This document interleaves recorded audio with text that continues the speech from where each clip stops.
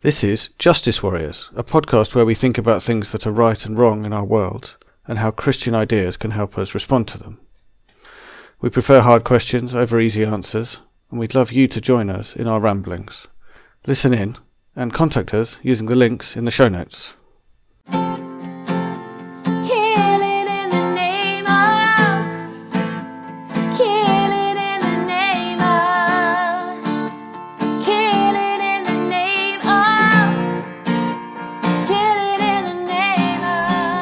Hello and welcome to Justice Worriers episode 36.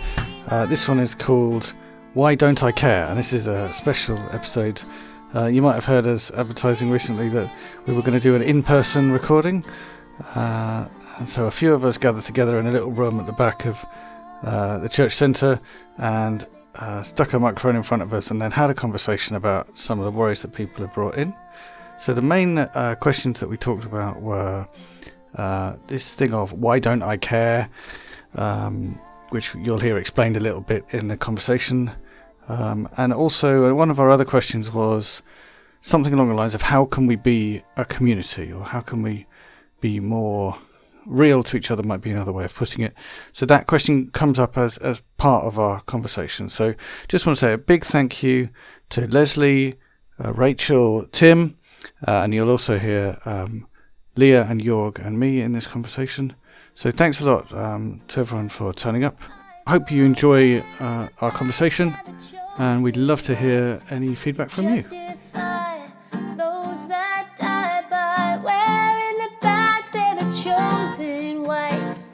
Those who died justified for wearing the badge, they're the chosen whites. The justify those that died, they're the chosen whites. Okay, so let's start with our first worry. So our first worry was sent in by Tim, and I summarised it as, why don't I care? But Tim, would you like to expand a little bit on what you meant? Yeah, so I guess just because there's so much sort of injustice and like things to care about, I guess, in the world, but I find I just kind of go about my life and that doesn't really affect me, and I just sort of don't really think about them. And obviously you can't think about every single sort of justice issue, but even the few I'd say I'm passionate about, they don't really take up much brain space compared to just sort of small, like, everyday things that I'm doing. And that's not just to say about, like, worrying about it, but even just, like, praying about it and stuff. Like, I get some, either monthly or fortnightly, prayer emails from some, really good organisations that look into these justice things, and I used to sort of read through them all and pray over them, but I just found recently I'm lucky if I read one in a month or something, so I don't know if that's even a gradual thing that over time or just in recent times it's sort of been something I found more difficult to actually get into, so I just find it's very easy to kind of have a comfortable life, not really be directly affected by a lot of things going on in the world or just, in the country, but I'm not affected by it, so I can just sort of go through my life and not really think about it and, just not care. But obviously there is a balance, because if you're thinking about these things all the time, you'll just be paralysed by it. So, I guess it's finding the balance of where you are sort of considering these things in a healthy way. So... Is that a worry that other people identify with? Yeah, really. It's like, there's this immense weight of what people are going through, and some of those might be people really near to us that we don't even. They might just be living next door to us, but we don't know. Yeah. And yet we can kind of blasé carry on with our lives, and yet as you say, you can't be carrying all the problems of the world on your shoulder the whole time. So where is that line of what's a godly and a right and a caring level of compassion and concern, I think. Yeah. It's a bit like your foot thing, isn't it? You need to know, you need to explain my foot thing. You don't care about Andy's foot thing? The last podcast where you were talking about God being this, like, you struggle not to see God as this sort of like enormous foot that can come down at a moment out of nowhere and suddenly like change your Squash me. Squash you, yeah. And so your life can continue blasé and unaware that this foot is rapidly approaching, or that it has already squashed other people's. Yeah, that's the core of that fear, right? That it has hit all these other people. It's real in some sense. So, yeah. What's that book, The Unbearable Lightness of Being? Has anyone else read that? I haven't read it. Oh, okay. That very much talks about that just weird feeling of life can sometimes feel so trivial and so light, and at other times it feels so weighty and so immensely important. And I think it's a difference often that makes it harder, isn't it? Like, I don't like going back and forth between Ethiopia and Germany at that point when I first did field work was always so hard. It was actually the transition that I found so hard. Like, after being in Ethiopia for like a week or so, you adjust, you look around, you get mad at beggars, like you arrive kind of thing in a way. But then the fact that I could fly out of there and in 8 hours I would sit in a German bullet train and all those images in Ethiopia would be so unreal. And I think that's the thing that always picked up my worry much more, because it's just the diversity, the sort of sheer injustice of how come some of us can live so well and others not. And then that fades again, and you try and like make yourself care and read up about it on Twitter, and like even just the wars and things that are going on. Listening to you though, I was wondering, because you often pick that up, Andy, I wonder if like the Bible sometimes seems to think God has that same issue. You think? Yeah, because you have to call to him, make him care. Right. He wants you to beg with him sometimes to do that, and I think that's really interesting. Like, because that's not the God we preach, and I think rightfully, we preach a God who cares and all of that, but it often doesn't seem like it, and in that way, it actually reflects our human experience that my neighbor could walk right by me while I'm struggling, or not even know about it, not even care to ask, or Yeah, so I feel like there's something we need to try and unpack with this whole thing, which is, what is it about this that's a genuine worry? Like, so, are we required to feel those feelings? And if so, like, how much of the time?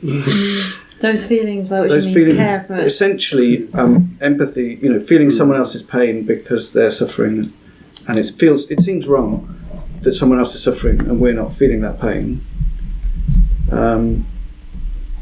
But is that the wrong, like, maybe what's required of us is action, the kind of action you would do if you really cared, but maybe we should aim not to have the feelings and just have the action, or what? I mean, we wouldn't do any action if we did that, right? So I think we worry about it like that, very similar to Tim, because I don't know what action to take. Yeah. So therefore I end up caring, but then feeling guilty because I'm not actually doing anything about it. And there's so many things to care about. Yeah. And like you say, you then feel guilty because your life is okay and other people's. I mean, it's just in the press the last couple of days. There's two people who've died in Ukraine who were helping to get people out, and you sort of think, and they cared and they went and did something. They cared and they went, but they've died. And I think, gosh, I'd never be that brave. So I think it's the caring, but then not doing anything is my struggle. Yeah. Which is probably why I wanted to come along this evening to hear what you guys think.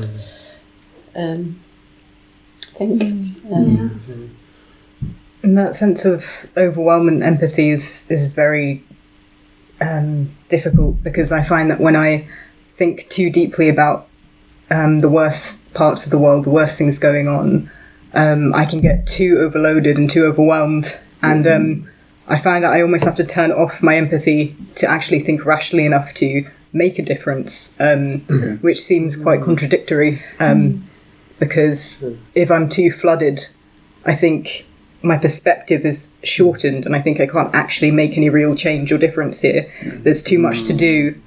Whereas if I kind of lessen the empathy, although it sounds kind of harsh, I'm able to be more selective and help the few that I'm able to. That's really valid.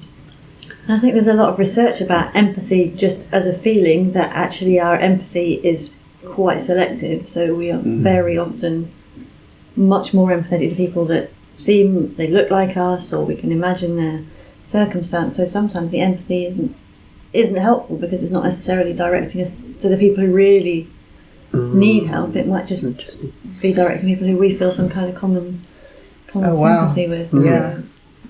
Well, I would even push that further. It's often actually quite destructive because it frames, like when you look at the whole charity industry that is involved around that, it frames, for example, Africans in certain ways. Yeah. And, there's some archetypical images that come up in all of our heads that just don't show the resources that are there. They don't show the sort of rationality of what causes these differences, but it's about like, oh, look at this poor person over here. You have to feel it and then you will help them, when actually, why is it that only that kind of appeal triggers responses in us rather than just actually seeing the injustice in the world, saying, wait a minute, there's something wrong that I have so much more money than you, so can we find out ways to share or something like that? Yeah, it's such a dilemma because, like, there's so many reasons why empathy could be dangerous, like just picking who you empathise with, or becoming paralysed by it, or whatever it is. But also, without any, we wouldn't do anything. Yeah. There's some of it has to be. That's a there to start with. psychopath, right? Isn't it? Yeah. Somebody with no ability to put themselves in somebody else's shoes. Yeah. So, Yes. like, I feel like I've deliberately attempted to engage with things like the news or something like that in a more empathetic way. And I mean, perhaps that was because I was in a sort of deficit area and I needed to engage slightly more. So maybe attempting to widen our empathy is a useful thing as opposed to throwing it away. I don't know. But then widen it too wide, and you get overloaded with too many. Yeah. I mean, certainly, just being paralysed by... So a lot of my friends who've expressed that social media causes them mental health problems, it has been some kind of a sort of empathy overload or something like that. Maybe it's like an argument overload, but right. If you're constantly bombarded by reasons why everything is wrong and not given any tools to improve the situation, it doesn't lead you to a feeling of having any control over your life, basically. It's very paralysing.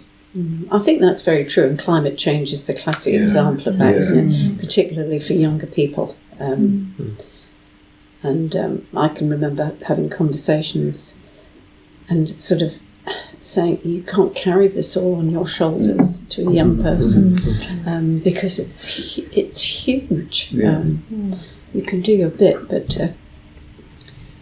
it is a big worry, isn't it? For all of us, but for young people. And then you have the frustrations of seeing things not happening that should be happening. Well, I mean, it's your world, isn't it, Leah? So, your business world. I wonder if it links with this other question that we thought about talking about, which is what is community? Because if you could imagine like an idealised community where lots of individual people had their own passionate thing that they really felt that was kind of the thing that they really could care about and could really influence, but they were also supportive of the other people in their community who, I know I'm painting an idea, but it's a straw man, right? Other people in the community who also had their real passion, and you were supporting one another, but between you, you were carrying an awful lot of loads, but you were doing it together because we live in this hugely individualised world, where, as you say, young people, because they're, and all of us to an extent, are taught so much, be who you want to be, achieve what you want to achieve, do what you're set out to do. It's like this. That creates a lot of focus on like having an amazing career or whatever, but it also creates an awful lot of focus on like having an enormous impact in the world, doesn't it? That thing that you think is awful, you can change. You can be a Greta Thunberg or or whoever, and there are very few of her. Yes, but she has a community around her, and I don't know. I'm reaching for something here, but there's something there. I think I want to bring in. Lemon. No. No, I want to bring it back to because I'm sitting here thinking like, why do we think that empathy is the key to caring? Again, I don't want to be the psychopath knocking down empathy, but like the biblical story here, I mean, empathy does play a role, but actually there's a sense of the law of the community. This is how you live well in the land. This is what you're supposed to do. This is how it works. And so you will automatically, so the question then is, how can I live like that? Why am I not doing this? Because I'm sinning against God. So somehow like what you were not doing for your neighbor wasn't almost not just about your neighbor, it was about your relationship with God. And if we don't figure out how to live in community, we're sinning against the land. If we don't figure out how to live in nature, we're sinning against. So it's almost like there's a shortcut that doesn't seem to work anymore so easily. What's the shortcut? To say, I'm doing this for God. Right, okay. Because I know I'll be held accountable to what I've been doing and not doing. And we've neutralized it in two ways. Protestant theology, if you just say sorry for your sins, it's going to be okay. And then you're done. And then we've neutralized it again by saying, well, there's no life after death. Is that really a thing? Is that really God? Is it really going to be? And then we've kind of lost this sort of sense of you will be judged for the opportunities you're missing. This is not just about the poor child over there. This is about how that reflects on what person you have become that you don't see. And that message of judgment just doesn't ring around. And then we go, no, but see this little child over here, don't you feel it? But actually, you're the sick one. Yeah. And yet we're turning it on its head and saying, here's these poor sick children, feed them, help them, because you're the only one who can make a difference. When actually the message should be, you're the sick one. How could this child live next to you? And you knew about her all along. And this is why, that's what really gets me about the empathy thing, that's become the industry, when actually, it gets cynical really quickly there. So we have to create the industry that creates the empathy, because we don't just have a straightforward commandment to love your neighbour as... And like you said, with the individualism, we no longer feel judged by the fact that I own a house and my neighbour lives in a council estate. I don't feel judged by that, and I should, in that sense, right? So there's that's that sense of community that Israel is supposed to develop, that the early church had, is that property is communal, that differences aren't okay, that you need to make sure that you counterbalance those differences. If you have a field, you let people harvest in your field, and so on and so forth. My favourite bit of the Bible that I made up is that I'm sure I read in the Bible. That you never found. I never found it. That's the book of Hezekiah. Yeah. It's definitely not there. But my favourite bit that is not there is this bit that says, if someone's if a traveller visits your village and ends up sleeping in the square, then it brings shame on your village. Right? I'm sure it's not from the Quran or something. I mean, maybe, I don't know. We should have an episode on your favourite Bible verse that isn't written yet. We could start a religion. We all got one somewhere in our minds. Oh, yeah. But I do believe that, right? Like, I think it brings shame on us when someone lives in our town, someone is in our town and sleeping on the street. I do feel it brings shame on us, doesn't it? But it's... Sorry. No, well, one of the phrases I hear that gets thrown around a lot is, you've got to help yourself before you help somebody else. And I know that I definitely have taken that to heart a lot, growing up and thinking about it. And I wonder if a lot of us do feel like we're still not in a place where we can help others, because we're still, I don't know, struggling financially, or... we have a lot of problems of our own, and we think, well, how can we actually aid someone if we're still feeling like a bit of a mess inside? And I know I've kind of used that as an excuse sometimes, but I don't know what the balance between that and actually it being correct is at the same time, because I know that I'm also not in a place to be able to give money or aid as many people as I'd like to be. Yeah, and maybe community is part of the answer to that as well, right? Like, if a group of people, some of whom have money and some of whom have time and some of whom have like the emotional capacity to deal with someone who's struggling and some don't, and all that kind of thing, you know, like if you know that you're not just the only person who has to answer all the questions, then but you're contributing, that might help. I mean, that's it. We shouldn't give ourselves too hard a time. That is what church is doing at its best, right? You know, there's people who give money to the hardship fund at St John's. There's all sorts of ministries that are busy spending that money. There's some people who, there's. Maybe it's not as bad as we think. It's kind of. I think there is a lot that does go on, but when we don't know about it all. I suppose that's probably a bit of the key, that perhaps there should be more communication, better communication, so that the various ministries can work together.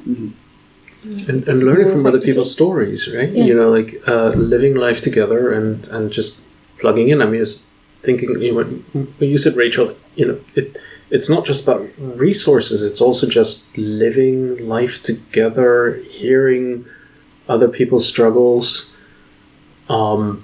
They might speak to one's own as well. I mean, the thing that always fascinates me is that when I go and visit friends in poorer places, it's not like everybody sits in the rain and cries, right?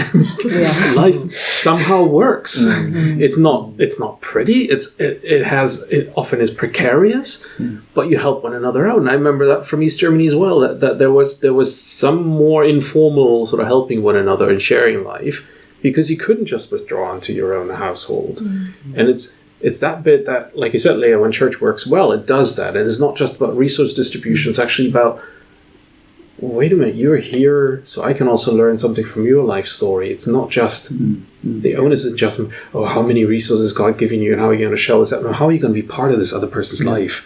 So that you're not the sort of hand from heaven that reaches into their lives and fixes it, but you're broken and whole together.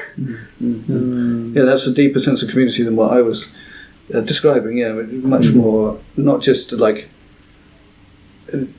between us we can like tick all the boxes, but like are in relationship we help each other, and I should expect to need a lot from that community as well as giving. Yeah, I mean, sometimes when you're in a place of privilege, it's easier to build walls around yourself in that sense rather than rely on community. Yeah, and that's when we need Jörg's vision that the people who think they're okay are the people who are at least okay. At least okay, yeah.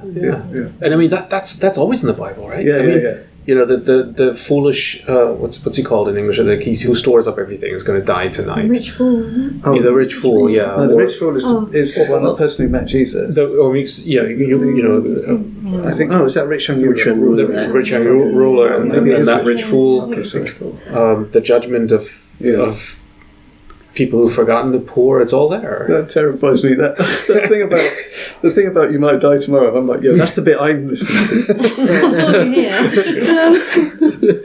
Tick tick. Death has been mentioned. Andy's death has come up. So.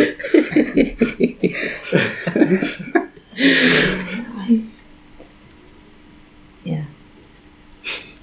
I was just thinking what Rachel was saying about self-care and care of others, and is there a way in which we stop seeing ourselves as so separate from each other that we stop kind of thinking, am I looking after myself or am I looking after other people? Is there somewhere that we feel that by looking after other people we're looking after ourselves by them, that somehow we feel more part of a whole. I don't know how that works practically. I'm just talking in sentiment terms, I suppose. But like I'm absolutely 100% with what you're saying. But I number one, how do we get ourselves from the position of being utterly indoctrinated by our society to see our success and failure and our well-being and everything as completely individual.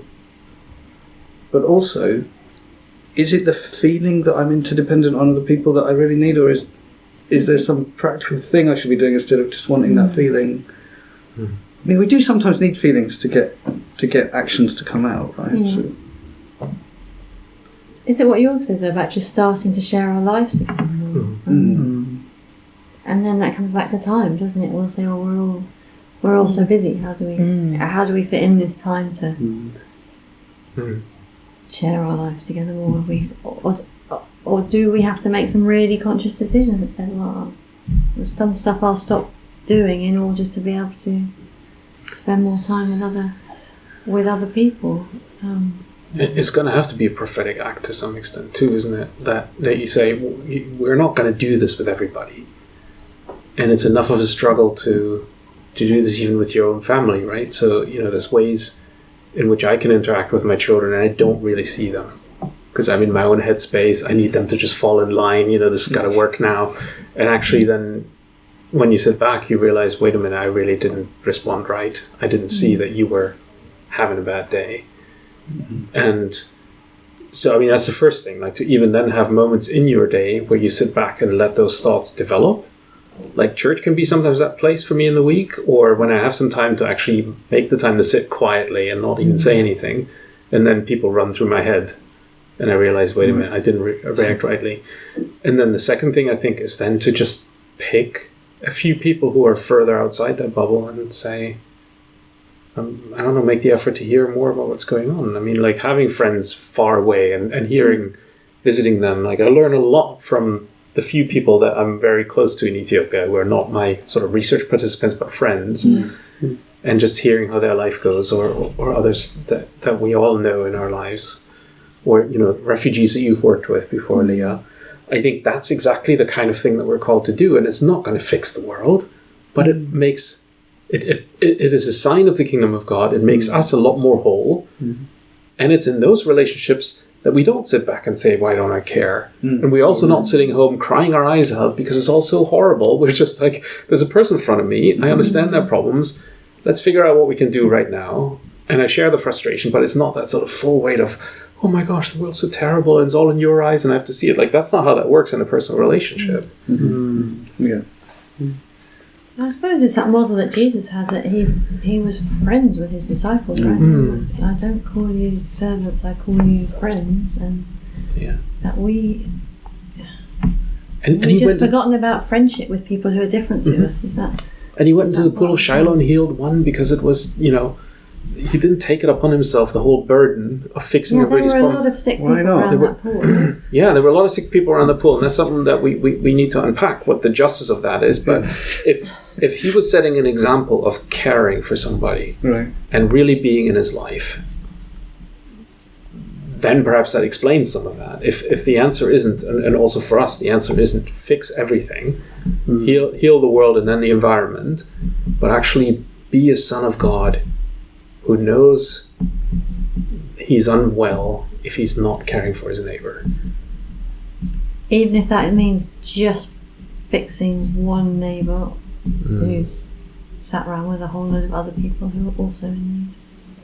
That's really hard, though, isn't it? I mean, that's not what empathy calls us to do. Empathy would try to, in some small way, help everybody, as opposed to carry out some life-changing act for one person. And it's not an effective strategy against climate change, either. It is also not. But climate change will only ever get fixed because enough people start to care about it. We need those feelings again. Yeah. Well, and that's the thing on the pool of Shiloh as well. I think, if Jesus' actions are meant as a sign and laying bare that the hard-hearted of Pharisees who don't want people to get better, who feel settled in the world the way it is, who don't want to imagine that it could be different, he's pointing to those wounds. He's not... And that's a hard one. We probably really need to unpack this, like what the aim of justice is in a biblical vision, because that actually brings it back to things we've talked about like the coming kingdom of God. Or we hear to realize that, or are we here to cast a vision of it, expecting God to fix it in the end? It's really tricky stuff, because you can fall off one side of the horse either way there. Yeah, that brings me to a thought I actually had earlier when Lesley mentioned climate change, which was, is the lesson from the Bible when a huge crisis is approaching, that you're not going to fix it, but this kind of thing happens. Yeah, probably. Yes. Yeah, I'm sorry, but almost that's where I've got to. You read the Old Testament, and it's written in the Old Testament as God's judgment on the people for not caring, and that at that point the land gets laid desolate. In the Old Testament, generally it's by some army of Syrians or Babylonians or whoever, but the land and the people pay the price for the fact that the rules weren't. And then I guess the question is, what is your duty, if that's the situation, what's your duty to do under those circumstances? It's not to fix it. It's to not be found wanting in your own life, because that rots you, like you were saying before. A lot of the reason that we have to do something is for the sake of the sickness that's inside us, isn't it? Well, and point out the sickness. I think the prophets who were called by God, that's what they did. They always went and said, "You're going to fall. You're going to come to ruin. This is not going to work. We're burning through the earth in this case." So it's not like to kind of say, "Well, we already know what's going to happen." It's still to try and stop the train, even though you know it's not gonna. Even though the disaster's already announced. Did any of the prophets actually change anything and cause circumstances to go a different way? Jonah, only one. Jonah. Well, there's also.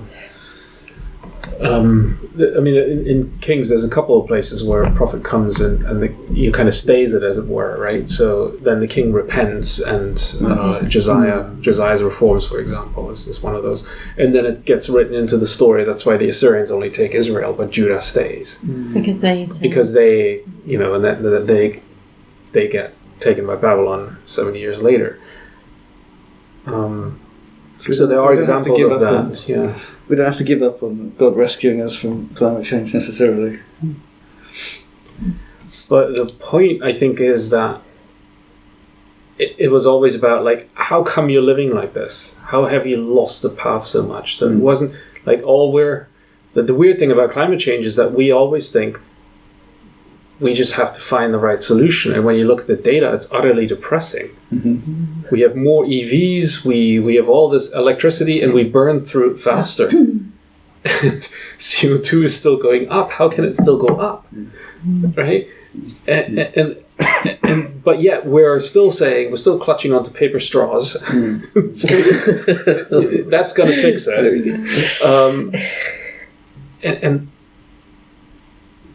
maybe the message we need is, what's wrong with you that you think, like you said in an early episode, that buying an EV is going to fix it, buying yet another thing. And I say this as an EV driver, right? So, but like, what is it in us that says, well, but this one thing is going to be okay, or it's not as bad as it looks, or that we just can't break out of our patterns, that the economy must grow, that, all of that, there's something deeply faulty, and that's what prophets called out. Have you ever read the however many pledges, the Alcoholics Anonymous, that has like the list of the 12 steps. 12 steps, that's what it's called.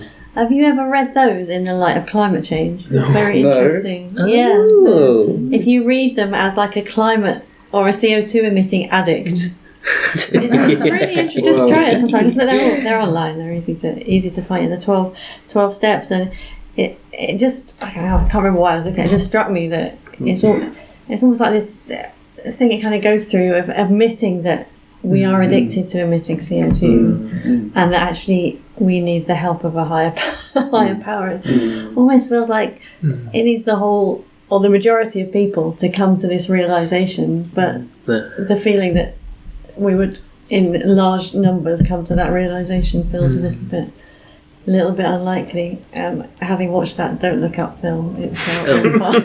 Big smug little thing. Just that, yeah. That, yeah. But no, it's very interesting, that sense of addiction. That it just rings so true. The steps.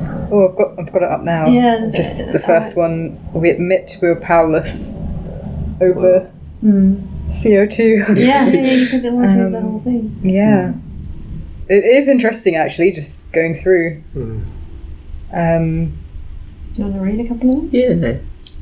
Yeah. Let's see. Just making sure I've got the right one here. Yeah, This that's one, it. Yeah, go on. Our lives have become unmanageable. Yeah. We came to believe that a power greater than us could restore us to sanity. Made a decision to turn our will and our lives over to the care of God as we understood Him. Yeah. Made direct amends to such people wherever possible, except when to do so would injure them or others. Take a personal inventory, and it's very. This is so much talk, about reparations to obviously because that there's part of me that says it's going to happen, and we can try and be those prophets and try and turn it or stay it, but yet it feels like there's going to be a big global impact. But what feels so wrong is that those of us who are most responsible for it are going to feel the least impact. And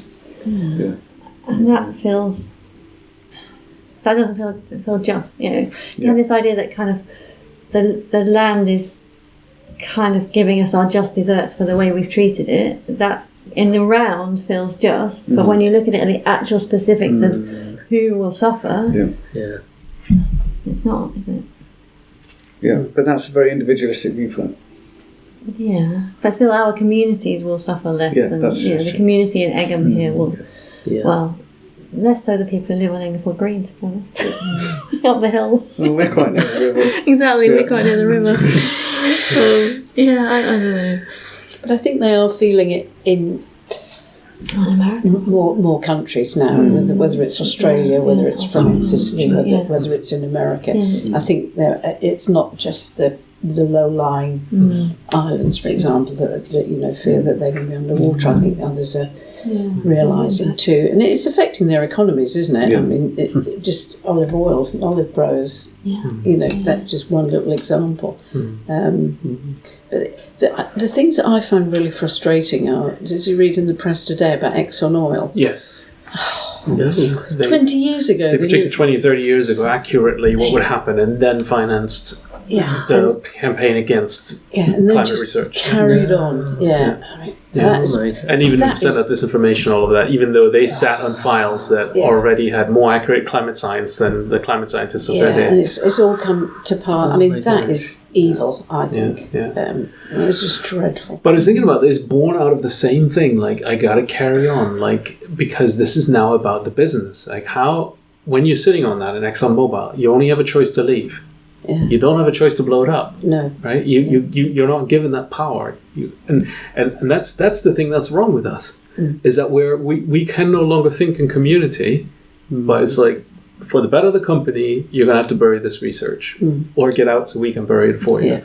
And there's so much that's just wrong with that. And coming back also to the point that you made, Leah, I'm also convinced it is going to come back to haunt us. It's true that we are sitting on more resources to combat it, but if you simply look at population development globally, there is no way, if countries grow the way they do, that we're going to stem this tide, if you want to talk in those kind of terms, as the Home Office tends to do. This is one planet, and there is no wall in the Mediterranean, there is no wall in the Channel. And at some point, our inability to care and to have a way of living together on the globe will come. I'm worried that we're just going to get ever more militarized about it. But it doesn't stand. Doesn't work. I think, yes, that is the scary bit of it all, right? We have long more resources to go, and oppression is always the first answer. but you can't stem the flow of societies where 70% are under 25. Like that. That's a different energy. Like, that's not gonna. And we see it with Brexit, right? How foolish it is to close your borders, and then you just don't have enough care workers. You don't have people who want stuff. Like it just is so. Yeah. So I think there. I take some comfort from that, right? I don't want to. This is not about a fear scenario. I take some comfort from that. That this gig is up at some point. It's not going to work this way. Right. Some of us will be dead by then. Yes, unfortunately, probably many of us or most of us, but I still have this comfort. That's collective. But this is why it matters to me. This is why I'm not on the empathy train, because it's a justice thing. Right, How can you live like this? There's got to be a price you have to pay for this. Right, And every time I fly over those countries, it's like, how come I'm not paying a price? I should be paying a price right now. That's what's going through my head. So that's why I find some comfort in that. I want to believe that the world is in that way, that sin doesn't win, that it gets paid. Right. So you're saying, going back to your point earlier about in the kind of Old Testament communities, there were rules and there was judgment. I guess what you're saying is actually there is still judgment. That's my hope. That's a Your hope that hope lives. is that That's a there hope is. that lives in me. That there's still that those feelings about ethics that I have, that I understand from looking out at the world, that the equity is important, that all of these things, that they still matter. That I'm not going to get away. But isn't the point of judgment that it changes your behaviour? I mean, Wouldn't it though? but it is it. Well, it will, maybe. Eventually. Is that a motivating thing for people to change? No. I mean, it will be. That's what when disaster comes, right? That's what the prophets were banking on. That's how that works. I hear what you're saying, and maybe it's yet another cop out. That's quite possible. I think in those places this is why I started with the difference. When I see the difference, it makes me want to do more, because I realize the onus is on me. There's something wrong with me, that my pocket's full of cash, and you've just tried to rob me. Even down to, like, when I was in Ethiopia in September, there were people who tried to take money from me in broad daylight in places that it was so desperate, and that's really made me think, like, in places you'd never expected before, what inflation has done now in the country. It's not that I gave them money in that situation right there. I was way too flabbergasted, but it's like it just again brought home the contrast, and that makes me want to move, because it's not just about sort of like here's all the poor suffering another person has, you should be caring, but actually to realize, no, wait a minute, there's something wrong with you that you have so much. I don't know, but maybe people might be different in that this is not a motivator for some and more for others. So one slightly random thing that came to mind when Lesley and Leah were talking is maybe there's so Leah, you made a comment about how many people need to be convinced, and one possible thought about community is just because we think we're individuals doesn't mean that community and nations or whatever you call them have stopped existing, right? So Lesley, when you were saying, in Australia people are starting to realise kind of thing, maybe there's a bit of hope that you don't have to convince all the individuals, you just have to convince the communities or whatever, that those things still do exist even if we don't believe in them, and therefore they have some power. Currently the world community is this like carbon addict, and growth believes that growth is health as opposed to I don't want to use some awful analogy for another way you could describe growth, but infinite growth is not a healthy thing for a human. Anyway, that was a sidetrack. But yeah, maybe community still exists, and maybe world community can be already is moving on that stuff. Yeah, I mean, that's right. You did see it in Australia with that. Was it last year, that set of elections, wasn't it? Where it was a lot of the environmental concern that drove the results of the elections.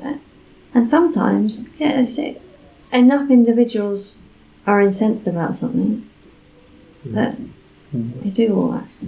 Well, yeah, we are.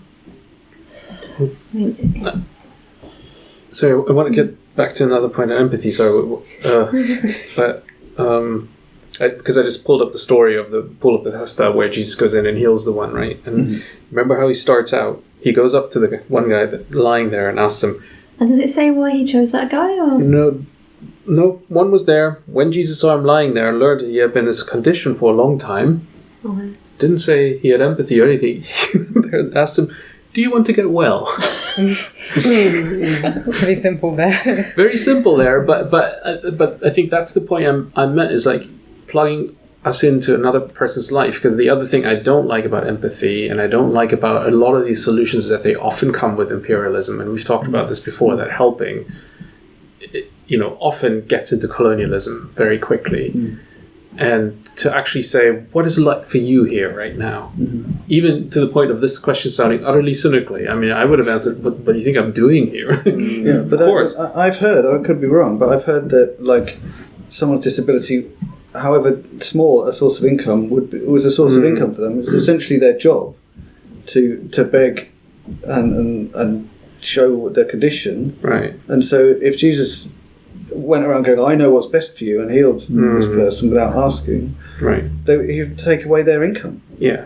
But the reply is actually, I have no one to help me in the pool when the water stirred, which was when the healing allegedly happened all the time. While I'm trying to get in, someone else goes down ahead of me. So Jesus picked the one who evidently, or one of the ones who evidently didn't have community connections, brought him in and said, what is it that you want? Right. And what can I bring to it? And then heals him. So, and it's that, anyway, come back to the point earlier, but just to point out the sort of helping colonialism thing, that's what empathy can often cause, because then we know you look unhappy, I know what's good for you, therefore I'm going to help you. You need an electric car. Yes. Okay, so I think we're probably going to wrap up fairly soon. So I'm quite interested, if we can get there, to figure out some kind of thing that you would like to do as a result of this conversation, like or maybe it's an ambition. I'm not saying I need a commitment from you, but what could we do in response to this? Tim, you haven't spoken much. So you give him the hard question. Yeah. Well, you asked the question. So Unsubscribe from newsletters. Well, you mentioned that. Yeah, I mean, I suppose be more intentional with my time, I think, is one thing, and it's easy to sort of be floating through or just going through the motions. But if I sort of think, and even I've started doing this recently, because I don't really take a quiet time or time to pray and stuff, and so I'm just like, right, I'm going to set a timer for 5 minutes, which to me feels like such a short time, and how can I possibly say that's enough for anything? But it's kind of the time that I set aside to do it, and I just have that time just sort of praying or listening to God, and I don't manage to do that every day, even though it seems like such a small thing. But if I can, make a time or to at least with even just pray about or sort of ask God, what can I be doing with these issues or with any feelings I have about these issues. So as a sort of starting point, maybe that. But I also want to draw on, I guess, what you were saying about relationships with people. I think that's really the heart of it. And I don't know, thinking about who I could, talk to or sort of get to know their story. I think that would have a big sort of impact. I think I really like that idea of the types of stuff about interdependence that we talked about and being in a community. And I think something Jörg said really encouraged me, that I was kind of expecting, like, the outcome should be we all arrive at church on a Sunday morning and we're all like the best friends ever and we share everything completely with each other. Right? And Everything? That's a cult, Andy. That's a cult. it's not only is it obviously not desirable, it's also not believable. It's not good. It's not feasible, right? But like being slightly brave in like being a bit more open with someone, or not looking for someone to help, but looking for someone who can offer me friendship, and making a connection seems more feasible and also more constructive. I was thinking randomly in the week about community, and we've talked before about like the body metaphor that's in the Bible, and found it not necessarily all that helpful. And I was thinking that we've got this very modern kind of analogy now that we talk about a lot about networks, and actually that is perhaps more helpful, because if you think about a network, or like there'll be nodes on the network that you have more connectivity with. And then other people, and some of those nodes will then have more connectivity with you, but then with other people. And so between you, you're all connected, but it's not entirely realistic that you're connected with directly with everybody. But I think we can be intentional about making sure that the people that we are regularly sharing life with and connected with are not just the people that we would naturally always associate with. So do all our friends look like us and come from the same socioeconomic background as us? Quite possibly the answer for me would be yes. Is that something maybe I should be looking to change? Not that suddenly I ditch all my friends and No. But I suppose friend is the word that I struggle with a bit there, because if they're very different from me, I'm not sure what sort of friendship I'd be able to create. I don't know, maybe but the one Bible should be more works, creative. and the Bible works with the term neighbor, right? I mean, that's the one we get. So who's your neighbor? Who's your kin? I suppose one of the things is in just sort of reading the notice where it said, and I read it as Justice Worriers. Okay, then when I looked for the podcast, of course I can't find it, and so I reread it, and it's just terrible name. It's Justice Worry, right? So I'm thinking, actually, I get that more than good, all right. Well, that's a good name. because there's quite a lot of Justice Warriors on there, but there's only the one Justice Warrior on the podcast thing. But I suppose, to me, what that said was that what injustices are we worried about that we can actually do something about? You know, I suppose I'm one of the doers, if you like. So I just feel like in relation to what you're saying, I could say I would do that, but if you challenged me in a month's time and said, well, what did you do? I probably haven't done very much. It's like we're not going away from this with a list of actions. No. But I think like some sort of encouragement to me is that one of the things that I've heard this evening that I would really like is to have a sense that it's not all on my shoulders. And that, in order for that to be true, I need a community of people who are different from me, because people who are all like me are all going to be doing the same thing, not doing the different things, right?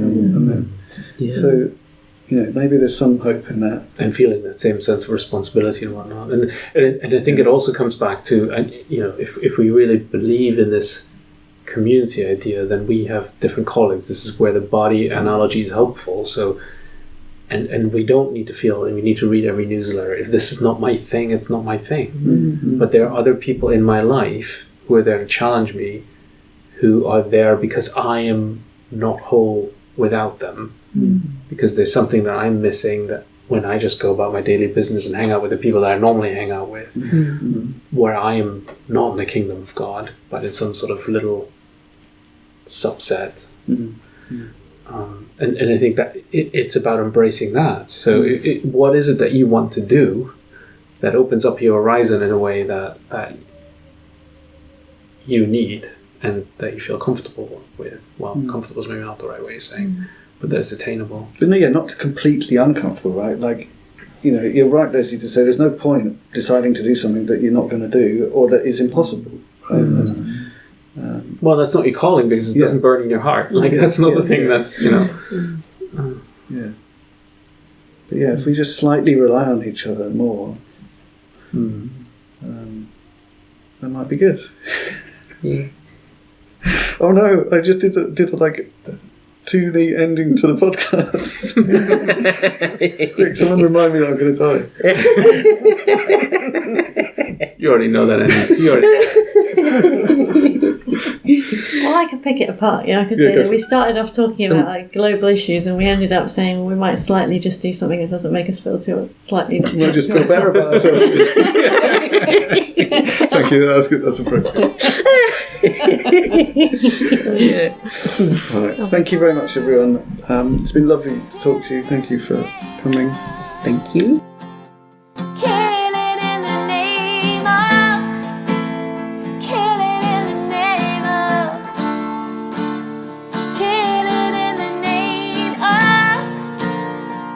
You've been listening to Justice Worriers. You can subscribe wherever you get your podcasts, and you can also follow us on social media by searching for Justice Worriers, where warrior is spelt like someone who worries about things. If you enjoyed this episode, please subscribe and leave us a rating, since that helps other people find us. Also, please tell your friends about us in real life. We'd love to hear from you. To get in touch, use the email address in the show notes or contact us via the social media links. Thanks for listening. They told you.